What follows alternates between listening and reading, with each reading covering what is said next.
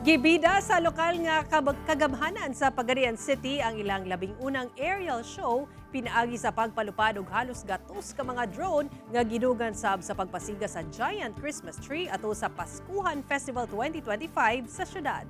Ato kining silipon pinaagi ining report.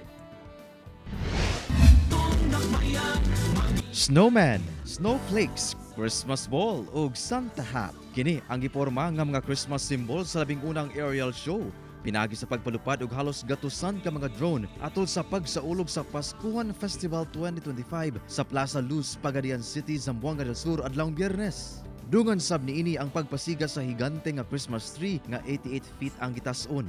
Ang maong Christmas tree napuno sa mga dagkong cartoon character kung asa ang pinakatumoy niini dunay nagasidlak nga parol. Duna sa gipaygayong pyro musical show kung asa milingaw sa katawhan ang fireworks display og musical dancing fountain.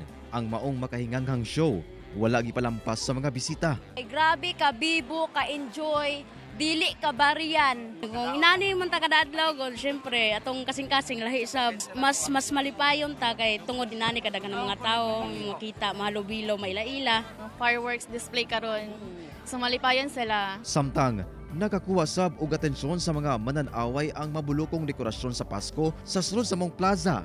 Lakip na ang City Hall nga dunay Christmas lantern nga ice cream ang porma. Busa ang uban, gikahinaman gayud nga mag-selfie o groupie. Tubol, mapasalamaton kita sa itong labaw na makakahom sa paghiyan niya sa itong program all throughout the night. No, wag kita ulan na, karoy sa Ginoo.